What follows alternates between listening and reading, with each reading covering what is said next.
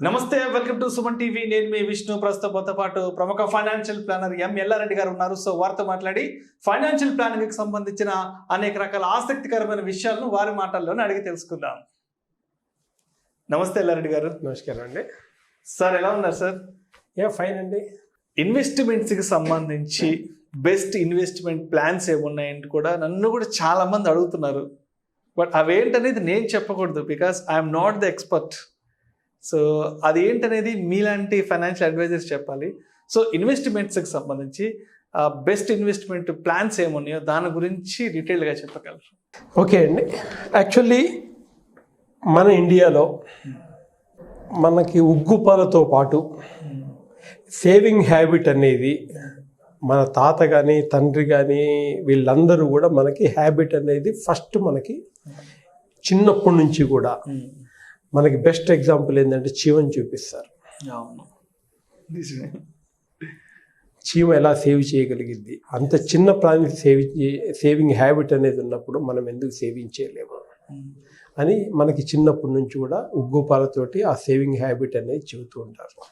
కానీ బయటకు వచ్చేపాటికి మార్కెట్లోకి ఫీల్డ్లోకి వచ్చేపాటికి కరెక్ట్గా ఏమేం ప్లాన్స్ ఉన్నాయి, అది నాకు సూట్ అవుతుందా లేదా, ఆ సెలక్షన్ ప్రాసెస్లో చాలామంది ర్యాండమ్లీ ఏదో వేస్తారు, కానీ కరెక్ట్గా భారతదేశంలో కరెక్ట్ ప్లానింగ్ చేసి వేయరు.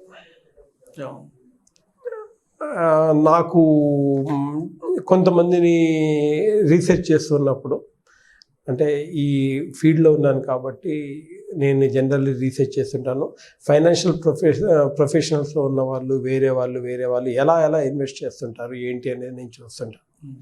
సర్ప్రైజింగ్లీ చాలామంది రాంగ్ ప్రొడక్ట్స్లోనే ఇన్వెస్ట్ చేస్తూ ఉంటారు. ఓకే, ఏమండి. సో బెస్ట్ ఇన్వెస్ట్మెంట్ ప్లాన్స్ అంటే ఇక్కడ ఒకటి ఉందండి. సేవింగ్ ప్లాన్స్ ఉంటాయి, ఇన్వెస్ట్మెంట్ ప్లాన్స్ ఉంటాయి. ఆ రెండిటి చాలామంది ఏంటంటే అది సినానిమ్ అనుకుంటారు, రెండు ఒకటే అనుకుంటారు. కానీ చాలా సింపుల్గా చెప్పాలి అంటే ఇన్ఫ్లేషన్ కన్నా తక్కువ మనకి రిటర్న్ ఇచ్చే వాటిని సేవింగ్ ప్లాన్స్ అంటారు. ఇన్ఫ్లేషన్ కంటే తక్కువ రిటర్న్ ఇచ్చే సేవింగ్ ప్లాన్. ఓకే, దానికి ఇంకా డెఫినేషన్ చాలా ఉన్నాయి, బట్ సింపుల్ గా చెప్పాలంటే ఇన్ఫ్లేషన్ కన్నా తక్కువ ఇచ్చే వాటిని సేవింగ్ ప్లాన్స్ అంటారు. మన ఇన్ఫ్లేషన్ కన్నా ఎక్కువ ఇచ్చే వాటిని ఇన్వెస్ట్మెంట్ ప్లాన్స్ అంటారు. అంటే మన money real rate of return పెరుగుతుందా లేకపోతే తగ్గుతుందా. ఈ రోజు బ్యాంక్ ఎఫ్డి కానీ ఇలాంటి కొన్ని ఇన్స్ట్రుమెంట్స్ తీసుకుంటే 5%, 6% ఇస్తారు. దాని మీద ట్యాక్స్ కూడా ఉంటుంది. ట్యాక్స్ తీసేసిన తర్వాత 1% దాకా తగ్గుతుంది. ఇన్ఫ్లేషన్ దానికన్నా ఎక్కువ ఉంటుంది. So ultimately over the period of time 5 years, 10 years, 20 years అయిన తర్వాత చూసుకుంటే మనకి రియల్ రేట్ ఈరోజు 1 లక్ష రూపాయలు పెట్టిన వాళ్ళు ఈరోజు అంటే అరౌండ్ 6% అంటే దాదాపుగా 11-12 సంవత్సరాలకి మీ అమౌంట్ డబుల్ అవుతుంది. కానీ ఖర్చుల విషయంలోకి వస్తే దానికన్నా ఎక్కువ ఉంది. ఈరోజు 1 లక్ష రూపాయలు ఖర్చు పెట్టేవాళ్ళు, ఒక ఐటమ్స్ కొనేవాళ్ళు 10-11 సంవత్సరాలు అయిన తర్వాత ఆ 2 లక్షల కన్నా ఎక్కువ పెడితే కానీ ఆ పర్టికులర్ ఐటమ్ దొరకడం లేదు. It's not the rocket science, simple. Inflation కన్నా తక్కువ మనకు వస్తున్నప్పుడు జస్ట్ సేవింగ్ ప్లాన్స్, అంతకన్నా ఎక్కువ వచ్చే income investment plans. Unfortunately most of the Indians saving plan వైపు మొగ్గు చూపుతారు. ఓకే. సో యాక్చువల్లీ ఇక్కడ ఇన్ఫ్లేషన్ కన్నా ఎక్కువ రిటర్న్ ఇచ్చే ప్రొడక్ట్స్ చూసుకుంటే మ్యూచువల్ ఫండ్స్ ఉంటాయి, షేర్స్ ఉంటాయి, గోల్డ్ ఉంటుంది, రియల్ ఎస్టేట్ ఉంటుంది. ఈ 4 కూడా ఇన్ఫ్లేషన్ కన్నా ఎక్కువ ఇస్తాయి. కానీ అన్ఫార్చునేట్లీ ఈ 4 కూడా ఫ్లాట్ గా ఉండదు, గ్యారంటీ ఉండదు, అప్ అండ్ డౌన్ ఉంటూనే ఉంటుంది. బట్ రిటర్న్ వైజ్ చూసుకుంటే ఇన్ఫ్లేషన్ కన్నా ఎక్కువ ఉంటాయి. మార్కెట్ ఫ్లక్చుయేషన్స్ కూడా ఇవి కొంచెం ఉంటాయి, గురవుతూ ఉంటాయి. సో ఇక్కడ చూసుకుంటే బ్యాంక్ ఎఫ్డి చాలా మంది సేవింగ్ బ్యాంక్ చూస్తారు, అంటే 3.5% or 4% అలా ఇస్తాయి కొన్ని. Bank FDs around 5-6, senior citizens అయితే కొంచెం ఎక్కువ అలా ఇస్తూ ఉన్నాయి. ప్లస్ పోస్ట్ ఆఫీస్ మనకి చిన్నప్పటి నుంచి కూడా ఈవెన్ విలేజెస్లో కూడా పోస్ట్ ఆఫీస్ అనేది ఒక సేవింగ్ హ్యాబిట్ చాలా ఇండియన్స్ చాలా మందికి చేసింది. సో అది కాకుండా గోల్డ్ రియల్లీ చూసుకుంటే సెంటిమెంటల్ ప్రొడక్ట్. ప్రతి ఒక్కరికి మన భారతదేశంలో ప్రతి ఒక్కరికి అమ్మాయి ఉంటే ఇంకా ఎక్కువ ఉంటుంది, అమ్మాయి లేకపోతే ఎమోషనల్ ప్రొడక్ట్. రిటర్న్స్ విషయంలో చూసుకుంటే it is better than inflation. 8-9% డెఫినెట్గా మనకి ఇస్తుంది, no problem about it. So plus ఇన్సూరెన్స్లో చాలా మంది పెడుతూ ఉంటారు. ఎల్ఐసి కానీ 2000 తర్వాత వచ్చిన ఇన్సూరెన్స్ కంపెనీ చాలా అయినాయి, దానికి మంచి పబ్లిసిటీ కూడా దొరుకుతుంది. చాలామంది ఇన్సూరెన్స్లు కూడా చేస్తుంటారు. కానీ ఇన్సూరెన్స్ చేసేటప్పుడు చాలామంది ఆలోచించాల్సింది ఏంటి అంటే ఇన్సూరెన్స్ అనేది రిస్క్ కవరేజ్ ఉంటుంది. రిస్క్ కవరేజ్ అది ప్రతి ఒక్కరికి అవసరమే. కానీ చాలామంది ఏం చేస్తారంటే ఇన్సూరెన్స్కి ఇన్వెస్ట్మెంట్కి 2 లింక్ చేస్తూ ఉంటారు.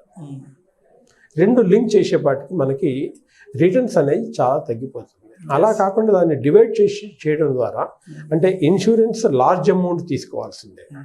అంటే మీ ఇన్కమ్కి 10 నుంచి 15% టైమ్స్ ఉండాలి మీ ఇయర్లీ ఇన్కమ్. సపోజ్ మీ ఇయర్లీ ఇన్కమ్ 10 లక్షలు అనుకోండి, దానికి 10 టైమ్స్ నుంచి 15 టైమ్స్ దాకా ఇన్సూరెన్స్ ప్రతి ఒక్కరికి ఉండాల్సిందే as a family security product. Investment ఇది డిఫరెంట్. బట్ అన్ఫార్చునేట్లీ ఎక్కువ మంది ఏంటంటే ఆ రెండింటిని కలిపి ఉన్న ప్రొడక్ట్స్ని ఎక్కువగా ప్రమోట్ చేస్తూ ఉంటారు. దానివల్ల చాలా మందికి లాంగ్ టర్మ్లో రావాల్సిన రిటర్న్స్ అనేది రాలేకపోతుంది. అది మేజర్ మిస్టేక్. అది ఫైనాన్షియల్ అడ్వైజర్స్గా చెప్పుకునే చాలామంది మేజర్గా ఆ డిఫరెన్స్ అనేది అక్కడ వాళ్ళు ఆ ప్రమోట్ అలా చేస్తారు కాబట్టి depends on various situations. So అక్కడ కొంచెం చాలా మందికి రిటర్న్స్ అనేది తగ్గిపోతుంది. ఇంకా ఈపీఎఫ్ పీపీఎఫ్ ఆల్మోస్ట్ 7%, 7.1% ఈరోజు ఇస్తుంది. అంటే ఇది ఫిక్స్డ్ రిటర్న్ ప్రొడక్ట్. ఇంకా ఎక్కువ చూసుకోవాలంటే మనకి అనార్గనైజ్ సెక్టర్, ఎస్పెషల్లీ సౌత్ ఇండియాలో చిట్ ఫండ్స్ అనేవి కూడా చాలా ఉన్నాయి. ఇది సేవింగ్ ఒక ఇమ్మీడియట్ గోల్ కోసం కొంతమంది సేవింగ్ చేస్తుంటారు, but very good amount of ఉన్నాయి. సో జనరల్లీ ఇవి కాకుండా షేర్స్ లాంగ్ టర్మ్ లో ఇచ్చిన రిటర్న్స్ ఇంకెక్కడా ఇవ్వదు. బట్ అప్ అండ్ డౌన్స్ అనేది కంపల్సరీ ఉంటాయి. ఇంకా చాలా మందికి షేర్స్ లో ఇన్వెస్ట్ చేయడము ఇబ్బంది అనుకున్న వాళ్ళు అంటే షేర్స్లో ఇన్వెస్ట్ చేయాలంటే కొంచెం ఎక్స్పర్ట్ ఐడియా ఉండాలి, దాని గురించి టైం కొంచెం స్పేర్ చేయాలి, దాని గురించి టెక్నికల్ నాలెడ్జ్ ఇవన్నీ తెలుసుకున్న వాళ్ళు షేర్లో చేయొచ్చు. అది కూడా లాంగ్ టర్మ్లో చాలా మంచి రిటర్న్స్ ఇస్తాయి. ఆ ఎక్స్పీరియన్స్ లేకుండా అంత టైం స్పేర్ చేయలేము అనుకున్న వాళ్ళకి మ్యూచువల్ ఫండ్స్ చాలా మంచి రిటర్న్స్ మనకి ఇస్తాయి. సిస్టమేటిక్ ఇన్వెస్ట్మెంట్ ప్లాన్ కానీ లంసమ్ ఇన్వెస్ట్ చేయొచ్చు, ఇలా ఇవన్నీ కూడా. బట్ వాటిలో కూడా చాలా మ్యూచువల్ ఫండ్స్ అనగానే చాలా మందికి 1 or 2 కేటగిరీసే చెబుతారు. బట్ యాక్చువల్లీ చూసుకుంటే దానిలో కూడా ఒక 40 to 50 టైప్స్ ఆఫ్ వెరైటీస్ ఉన్నాయి.